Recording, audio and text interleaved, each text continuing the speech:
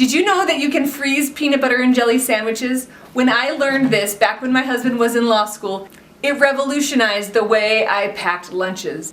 Now fast forward as the mom to 5 kids with 1 on the way, peanut butter and jelly sandwiches are a staple in our family. We eat them every day. Being able to make them ahead of time and in bulk has saved me so much time. I want to show you today the way we do it so you can do it too. I'm Stephanie from sixfiguresunder.com, where I make our family's personal finances public. If you could use some frugal inspiration or financial motivation, click subscribe to join our community so you won't miss a video.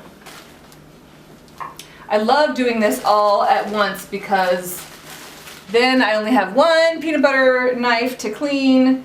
I only have 1 crumb mess to clean up. It's just so nice to get it all over with at once. I don't know about your family, but mine has a hard time finding the open jar of jam in the fridge. So we, at any given time, have several open jars of jam in our fridge. So the nice thing about doing this is I could just finish off any open jars of jam and have more space in my fridge. So I've tried different ways of doing this, putting peanut butter on both sides, putting butter on one side. My husband told me when we first got married that I didn't make the peanut butter and jelly sandwiches right because I didn't put butter on butter country crock, something like that, on the jam side. That's the way his mom did it, I guess, and so that's the way he thought it should be done.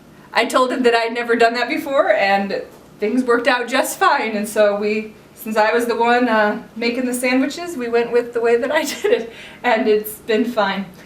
Freezing it, if you freeze it right away after you make the sandwiches, then you don't have to worry about it soaking into the bread. I think that's why people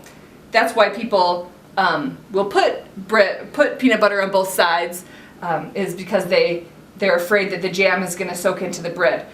We buy good whole wheat bread, not the air bread fluff stuff, but good bread. And I freeze them immediately after I'm done, so the jam doesn't even have time to soak in before it freezes.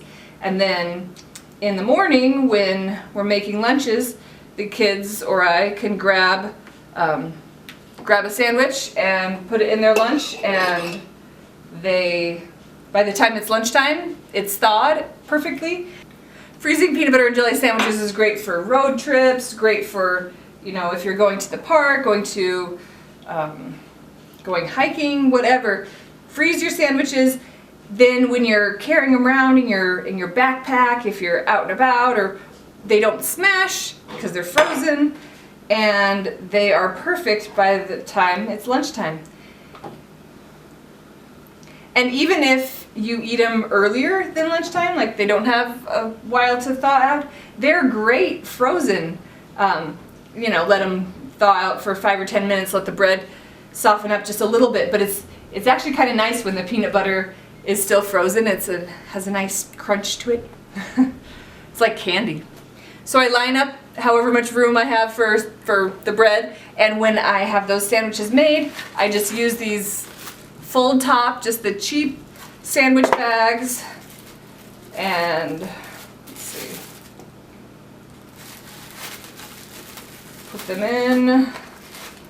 So you're probably thinking, oh, those are going to dry out in the freezer if I just use fold top and not Ziploc or other containers, but when I have all of them in the fold top sandwich bags, then I put them all back in my empty bread bag like this. I usually put them alternating which way the top of the bread goes so that they're easy to grab. Let's see. And then I put the twist tie back on the bread bag and put it in the freezer, the whole bag, just like that. And they stay fresh. I mean, I'm sure you wouldn't want to leave them in for months, but when they're just in there for a week or 2, they stay just fine. My kids and husband actually bring back their fold top sandwich bags too, so we reuse those several times as long as they're not dirty or peanut butter. Okay, now I should tell you that having a rubber scraper is a really important tool when you're making peanut butter and jelly sandwiches in bulk, because you're going to finish a lot of peanut butter jars and a lot of jam jars, and there's so much left in the jar. If you're just using a knife, you need to use the scraper to get it all out.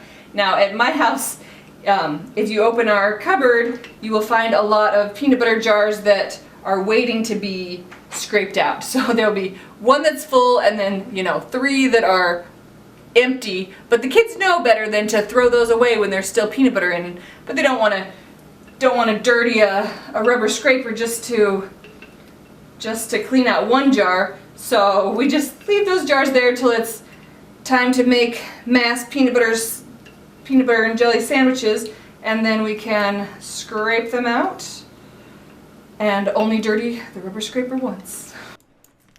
Okay friends, now it's your turn to go whip up a couple of loaves of peanut butter and jelly sandwiches.